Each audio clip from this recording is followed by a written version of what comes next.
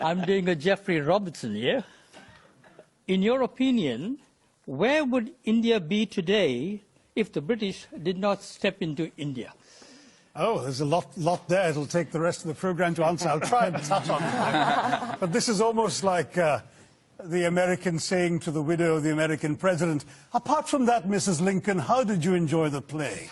I mean, you know, really, the British came to one of the richest countries in the world, accounting for 27% of global GDP in 1700, 23% in 1800, and over 200 years of exploitation, depredation, loot and destruction, reduced it to a poster child for third world poverty, with just over 3% of global GDP, 90% of the population living below the poverty line when the British left in 1947, a literacy rate, you speak of education, a literacy rate below 17%, and a life expectancy of 27. The growth rate of British India from 1900 to 1947 was 0.001%. That's what they were doing while draining the country of taxes and resources. Education, my gosh, the British, the last thing they wanted to do was invest in educating Indians. Will Durant, the American historian traveling in India as late as 1930, pointed out that the entire expenditure of the British on education in India, from the nursery level to the highest universities, was less than half the high school budget of the state of New York. All the Indian institutes of technology, the engineering achievements you're talking about, were established after independence by the government of India.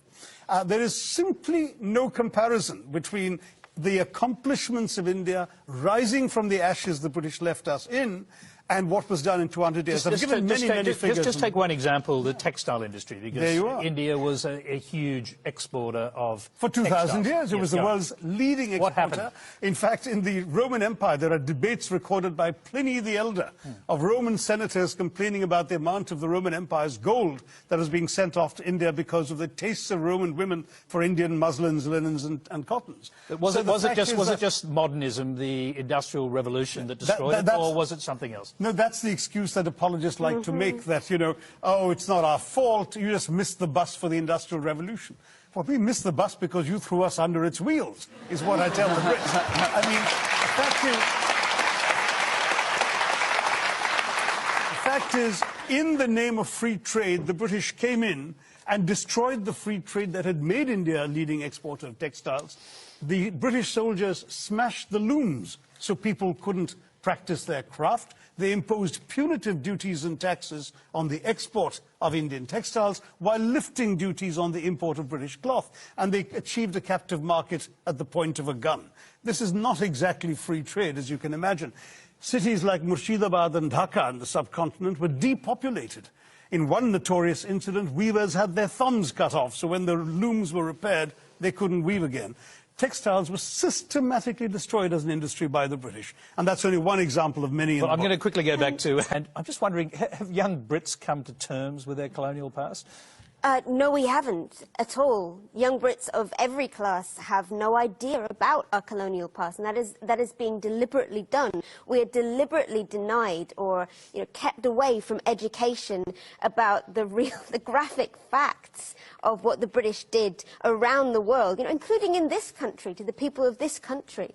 The crimes of the British and the crimes that we committed and that were done in our names over 400 years of pillage and conquest is something that we don't like to think about, and yet it is everywhere in modern British history.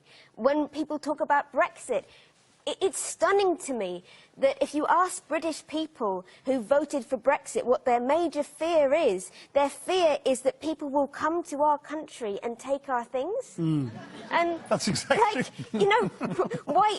I just can't.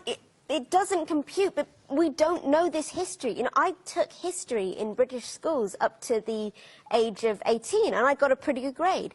And most You never learned a line of colonial history, did you? Well, almost everything that you have just said, I learned from your book.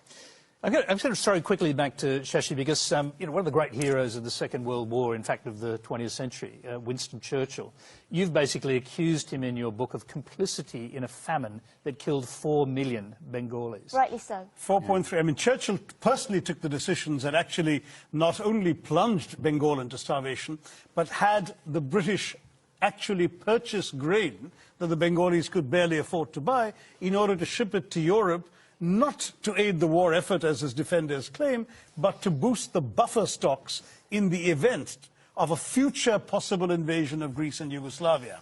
People started dying, and Churchill said, well, it's all their fault anyway for breeding like rabbits. He said, I hate the Indians. They're a beastly people with a beastly religion.